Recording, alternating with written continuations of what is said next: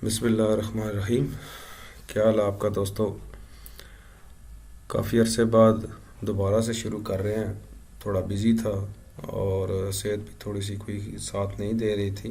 अभी भी आपको आवाज़ से पता चल रहा होगा कि थोड़ी सी सेहत ख़राब थी, जिसकी वजह से काफ़ी अरसा लग गया आपके पास आपके लिए वीडियो बनाते हुए।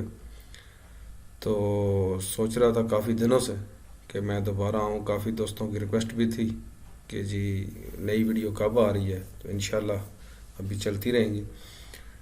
तो कई लोगों की ये रिक्वेस्ट भी थी कि यार कोई बेसिक चीज़ भी हमें बताएं कि टेबल से और क्यूरीज बेसिक्स कैसे बनती हैं और वहाँ से हम कैसे चलते हैं। तो आज थोड़ा सा हम आगे चलेंगे और साथ बेसिक्स को भी टच करेंगे। तो टेबल क्रिएशन के बारे में, टेबल स्ट्रक्चर के बारे में पहले मैं आपको बताऊंगा कि इसके पीओएस के टेबल्स किस तरह से बने हैं, और फिर हम इंशाल्लाह कोशिश करते हैं कि एक नया टेबल बना के आपको बताऊंगा टेबल कैसे बनते हैं और उससे फिर हम आगे कैसे चलते हैं। तो चलें फिर स्टार्ट करते हैं।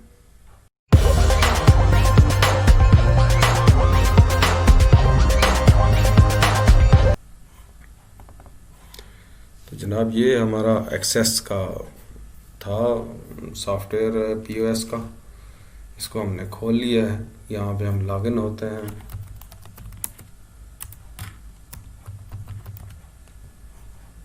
तो ये हमारा पहला फॉर्म खुलता था।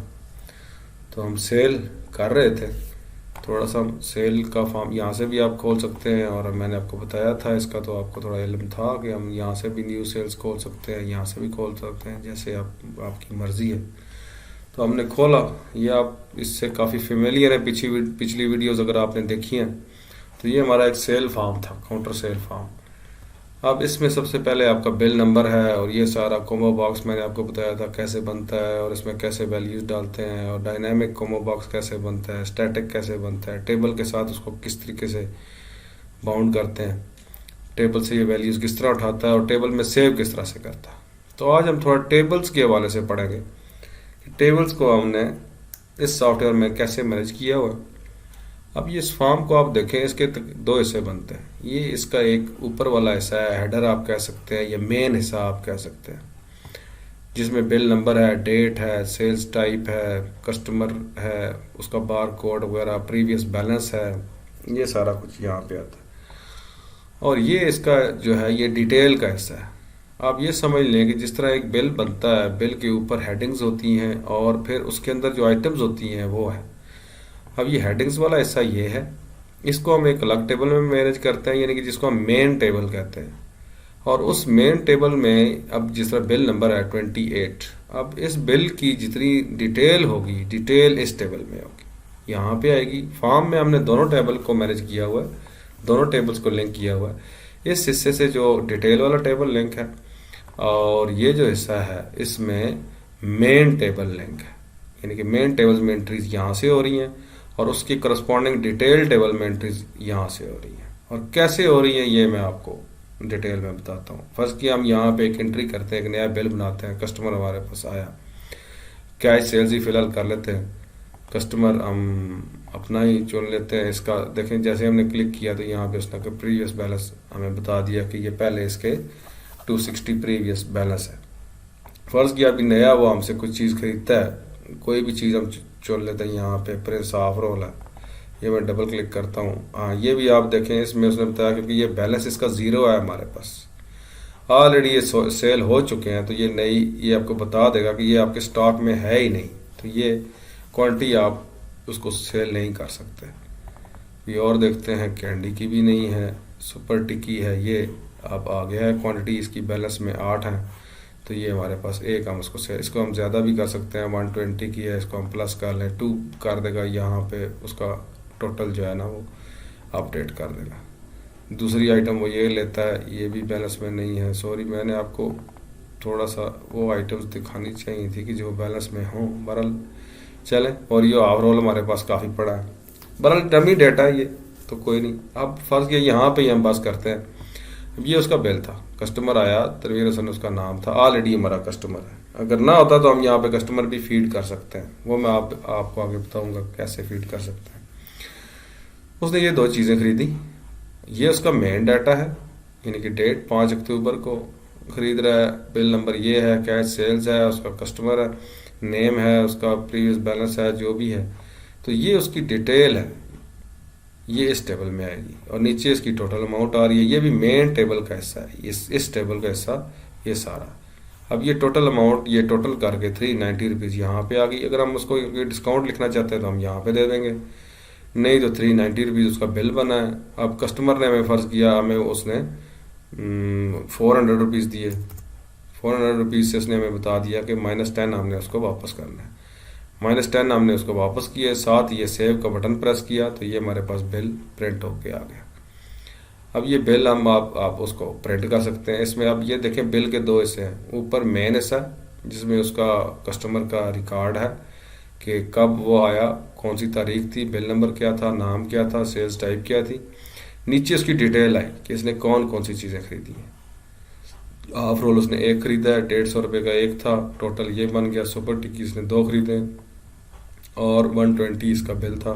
एक आइटम की प्राइस थी 240, टोटल 390, 400 उसने कैश आपको पे किया और रिटर्न आपने उसको, इस बिल में टोटल उसका रिकॉर्ड आ रहा है। और यहाँ पे उस बंदे का नाम आएगा। जैसे कि आपने पहले भी अगर ये वीडियोस देखी हों तो ये मैंने ऑपरेटिंग का सारा तरीक़ाकार बताया था। तो जो बंदा लॉगिन होगा, अब मैं तनवीर हसन के नाम से लॉगिन हूँ, तो यहाँ पे उस बंदे का नाम प्रिंट होके आएगा जो ये सेल कर रहा है। तो यहाँ पे आप ये बिल प्रिंट कर सकते हैं, कंट्रोल P प्रेस करें और यहाँ पे आपको प्रिंटर सेलेक्ट करके ओके कर दें। मेरे पास कोई प्रिंटर इंस्टॉल नहीं है, इसलिए ये PDF में प्रिंट कर रहा है।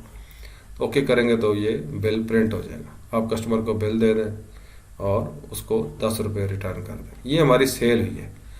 अब इसको हम करते हैं क्लोज। अब 28 बिल हमारे ऑलरेडी बन चुके हैं। अब नेक्स्ट उसने बिल जो है वो 29 दे दिया। अब देखते हैं कि ये डाटा हमारा सेव कहाँ पे हुआ है और किस तरीके से हुआ है। इसको हम क्लोज करते हैं,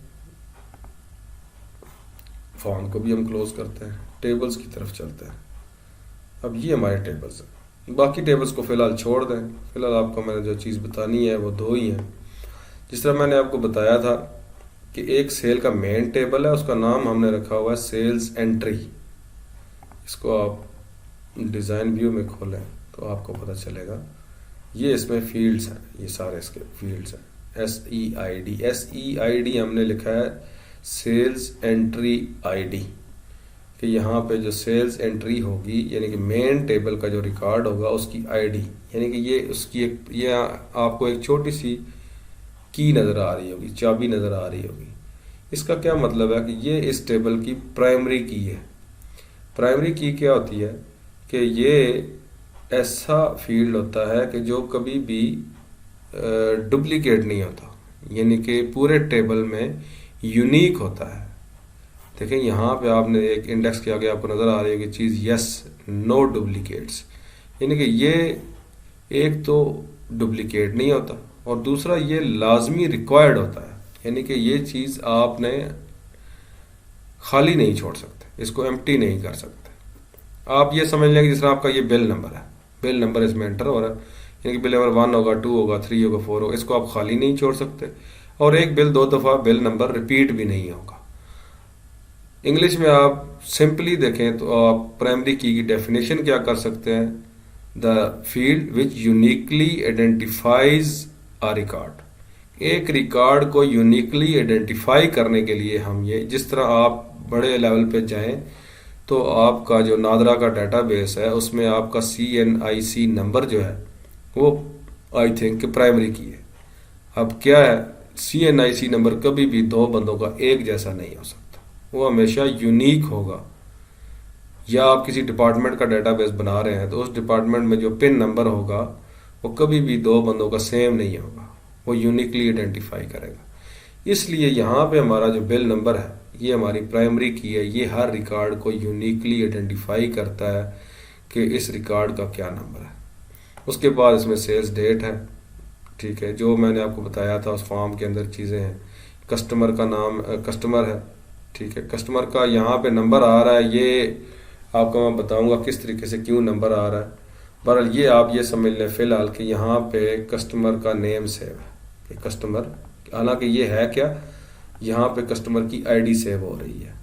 ये हमने रिलेशनशिप्स बनाई हुई है। ये मैं टेबल बना के फिर आपको रिलेशनशिप्स का बताऊंगा कि रिलेशनशिप्स कैसे बनते हैं और इससे हम अपनी स्पेस कैसे सेव कर सकते हैं।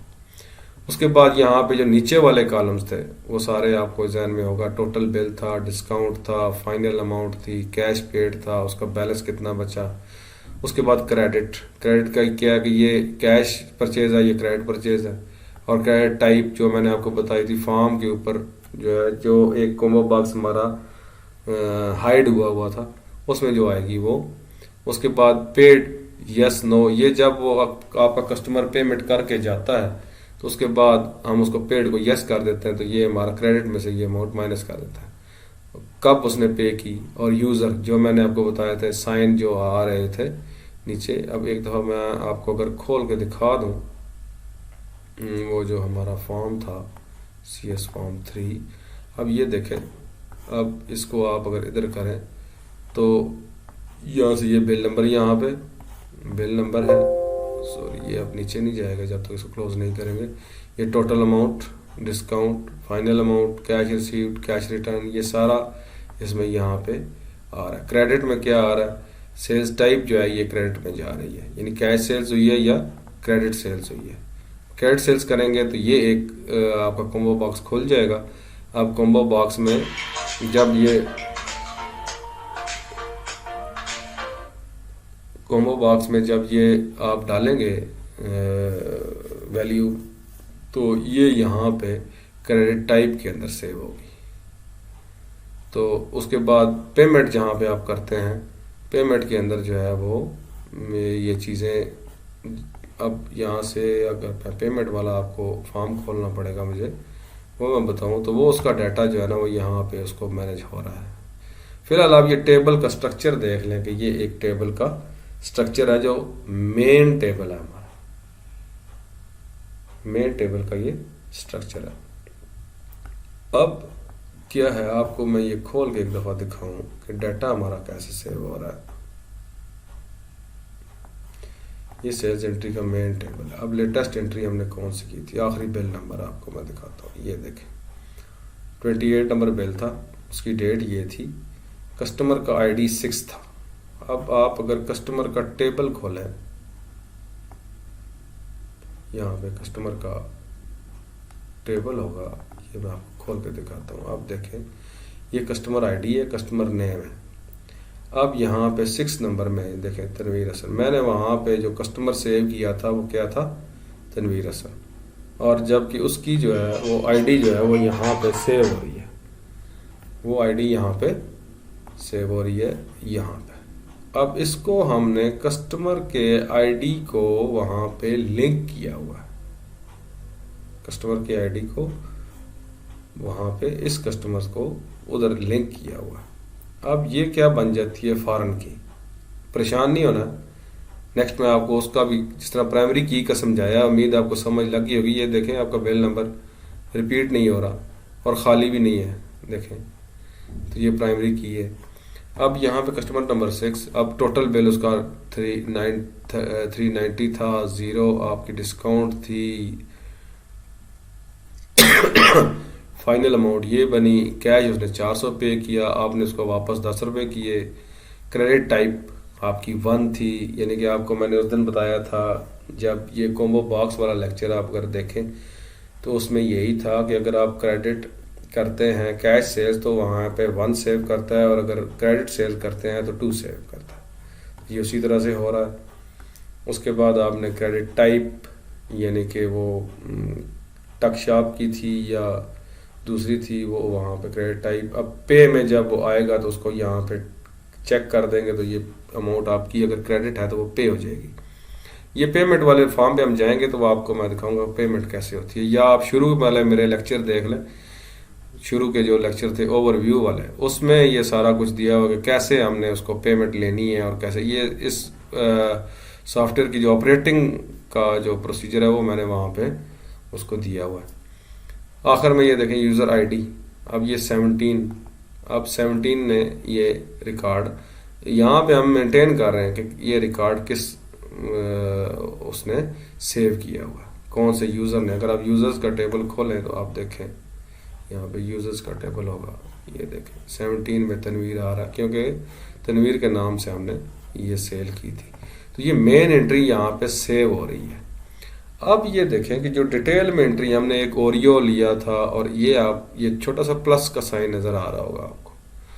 प्लस का साइन ये बताता है कि ये आगे ये मेन टेबल है और उसकी डिटेल्स की एंट्री, आप प्लस को क्लिक करेंगे, ये देखें आप इस रिकॉर्ड के अंदर 2 डिटेल्स रिकॉर्ड है। अब ये कौन सा टेबल है? ये टेबल हमें नज़र आ रहा है जो सेल्स डिटेल का टेबल था। इसको मैं क्लोज करता हूँ, कस्टमर को भी क्लोज करो, सेल डिटेल देखें। अब ये इसमें डिटेल सेव हो रही है कि वो जो 28 नंबर का हमारा बिल था, अब ये देखें बिल जो है SEID, मैंने आपको बताया था सेल्स जो एंट्री वाला टेबल है उसमें SEID जो फील्ड है, ये बिल नंबर की फील्ड है, SEID 28। अब SEID 28 के अगेंस्ट सेल डिटेल में 2 रिकॉर्ड है। 2 क्यों है? क्योंकि वहां पे आप बिल देखें तो बिल में 2 आइटम्स थे। अब सेल डिटेल में 28 फिर 28, आइटम ID 30 और 34, एक की तादाद क्वांटिटी 2 है, एक की तादाद 1 है। 120 इसका रेट है, 150 इसका रेट है, और ये 2 खरीदी हमने, ये टोटल इसका 240 बना। ये एक खरीदी, इसका टोटल 150 बना। प्रीवियस बैलेंस इसका 20 था। ये तो खैर इंटरनल मैनेजमेंट के लिए है, पर ये आप इतना याद रखें। देखें 28 और 28। अब यहाँ पे 2 आपको नजर आ रहे होंगे, SDID और SEID। SEID जो रेफरेंस है ये हमारा मेन एंट्री के साथ है, और इसकी जो प्राइमरी की है इस टेबल की वो SDID है। यानी कि एक हमें इस टेबल की अपनी प्राइमरी की चाहिए होती है, जबकि इसको हमने जिस टेबल के साथ रिलेट किया है वो मेन टेबल की आईडी होती है। अब ये जो आईडी है ये इसको बताती है कि मेन टेबल में जो 28 नंबर बिल है इसका डिटेल के अंदर 2 रिकॉर्ड है। अब मेन टेबल पे आप देखें प्लस के साइन को देखेंगे तो वो 2 वही रिकॉर्ड उठा के ले आएगा, क्योंकि ये दोनों उसके साथ लिंक है, 28 के साथ लिंक है। अगर आप 27 सॉरी अभी तक गला जो है वो कुछ ठीक नहीं है, 27 को क्लिक करेंगे, ये देखें 27 में भी 2 आइटम्स हैं। 26 में क्लिक करेंगे, इसमें 3 आइटम्स हैं। अब ये जो चीज़ है, ये वाली चीज़ वो उस डिटेल वाले टेबल से उठा के ला रहा है सिर्फ आपको दिखाने के लिए, हालांकि ये डाटा अलग अलग 2 टेबल्स में सेव हो रहा है। इसकी आपको सही समझ आएगी जब आप ये टेबल्स खुद बनाएंगे, तब आपको समझ आएगी। अब हो क्या रहा है यहाँ पे कि एक हमने मेन टेबल बनाया और उसकी करस्पॉन्डेंस हमने दूसरा टेबल बनाया और उसकी डिटेल्स हमने उसमें डाल दी, क्योंकि एक बिल के अगेंस्ट आपके काफ़ी सारे आइटम्स हो सकते हैं और फिर हमने वहाँ पे उसको मैनेज कर रहे हैं। उम्मीद है ये स्ट्रक्चर आपको थोड़ा सा समझ आ गया होगा कि ये कैसे स्ट्रक्चर कैसे बना हुआ है। अब मैं आपको रिलेशनशिप्स पे ले चलता हूँ, जहाँ पे आपको एक एक्सटर्नल डेटाबेस टूल्स पे जाएं, रिलेशनशिप पे जाएं, तो ये आपको रिलेशनशिप इसके नज़र आ रहे होंगे। परेशान नहीं होना, ये काफ़ी सारे बने हुए हैं, मैं आपको 1 बाय 1 आपको बताता हूँ कि ये कैसे। अब ये आपका सेल्स एंट्री का टेबल है, इसको हम खोलते हैं।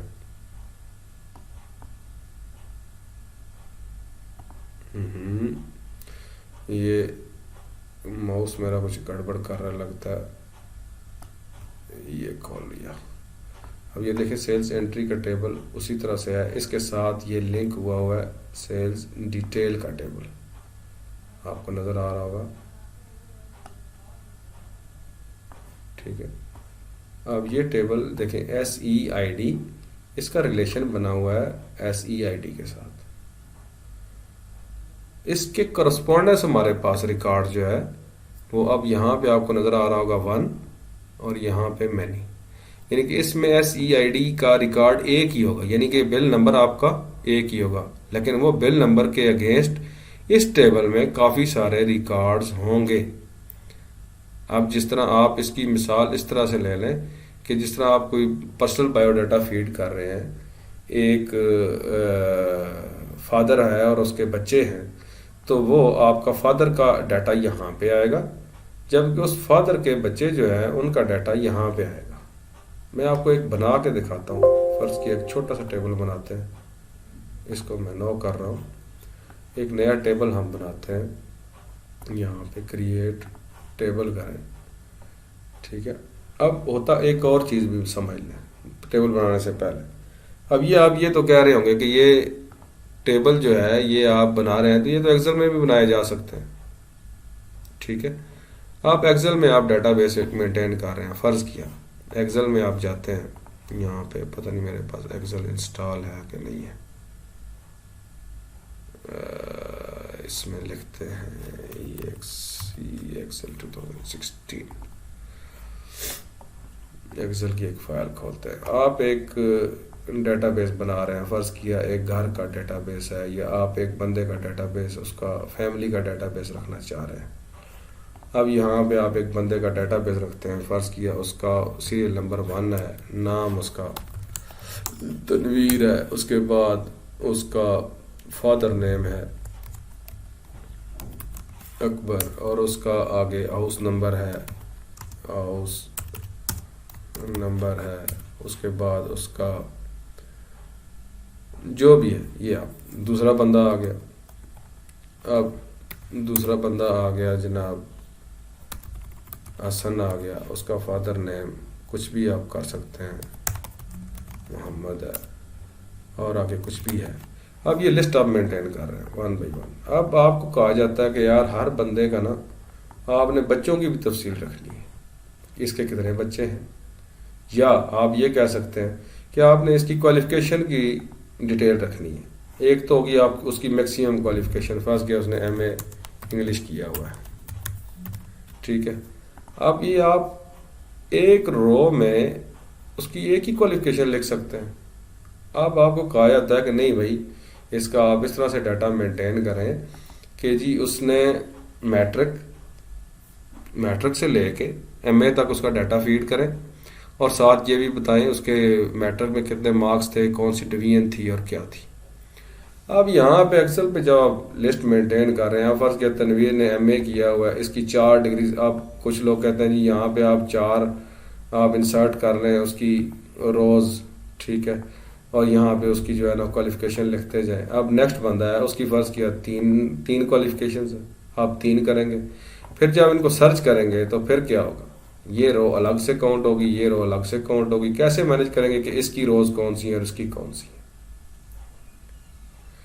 तो इसी तरीके से अगर आपने क्वालिफिकेशन मेंटेन करनी है या उसके बच्चों का रिकॉर्ड मेंटेन करना है, बच्चों में क्या होगा, पहली तो बात ये है कि एक दफ़ा ये आएगा कि तनवीर हसन के फ़र्ज़ किया इसके 4 बच्चे हैं, इसका 1 है, इसके आगे जो बंदा है उसका 1 भी नहीं है, तो कैसे उन रोज़ को मेंटेन करेंगे।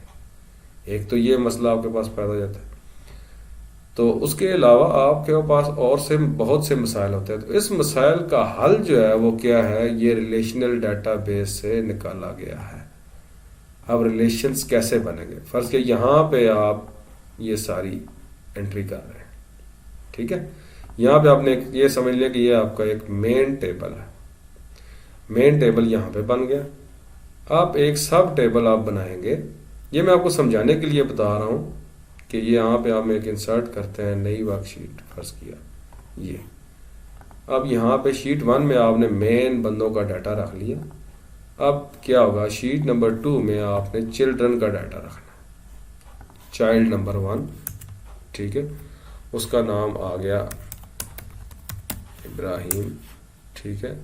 उसके बाद उसकी क्लास जो है वो आ गई फर्स्ट, फ़र्ज़ किया, ठीक है, उसकी एज आ गई 12 ईयर्स, उसको इस तरीके से। नंबर 2, अब ये देखें, ये इब्राहिम फ़र्ज़ किया इसका जो वालिद है वो तनवीर है, तो आपने क्या करना है, इसकी आईडी उठा के, ये जो आईडी है 1, तो यहाँ पे आपने उसके आगे लिख देनी है आईडी 1, ठीक है। सेकंड बच्चा आ गया कुछ भी, ठीक है, उसकी कोई भी क्लास है, ये है, अब इसके आगे भी 1। अब थर्ड आ गया, इसका कोई भी नाम है, कुछ भी है, एज कितनी भी है, ये आ गया 2, ठीक है। अब क्या, यहाँ पे आप उसका फर्स्ट के फील्ड का नेम आप रख देते हैं FID, ठीक है।